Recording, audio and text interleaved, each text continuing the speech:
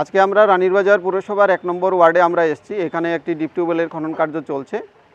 আজকে খনন কার্য কমপ্লিট হওয়ার পর এখানে ওয়াশিংয়ের কাজ চলছে। আমরা ইঞ্জিনিয়াররা এখানে পরিদর্শনে এসেছি। মূলত রানীরবাজার পুরসভার 3700 বাড়িতে আমরা পানীয় জলের সংযোগ দেব। দুটি ডিপ টিউবওয়েল থেকে ওভারহেড ট্যাঙ্কের মাধ্যমে জল পরিশোধন করে আমরা এই পানীয় জল দেব।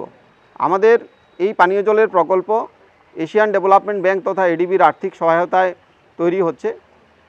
মূল 12টি শহরে এই পানীয় জলের কাজ চলছে, তার মধ্যে রানীরবাজারও একটি। এই 12টি শহরে আমরা মোট 4টি ওয়াটার ট্রিটমেন্ট প্ল্যান্ট তৈরি করব, 25টি ডিপ টিউবওয়েল আমরা করব, 18টি আমাদের আয়রন রিমুভাল প্ল্যান্ট হবে এবং 19টি আমাদের ওভারহেড রিজার্ভার হবে।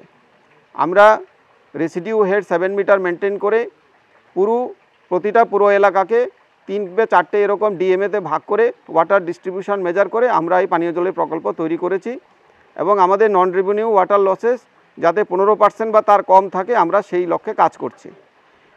এই প্রকল্প আগামী 36 মাসের মধ্যে শেষ হবে এবং এর মাধ্যমে 100% ওয়াটার সাপ্লাই আমরা এই 12টি শহরে আমরা করব এবং মানুষ কোয়ালিটি ওয়াটার পাবেন।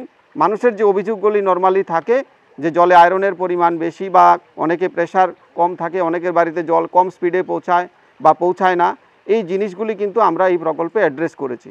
আমরা 0.33 ppm ও কম আয়রন আমাদের পরিশ্রুত জলে থাকবে সেই লক্ষ্য নিয়ে আমরা কাজ করছি। আমরা রাজ্য সরকার, কেন্দ্রীয় সরকার এবং আমাদের যে ঋণ প্রদানকারী সংস্থা এডিবি সবাইকে আমরা এই প্রকল্প অনুমোদনের জন্য ধন্যবাদ জানাচ্ছি।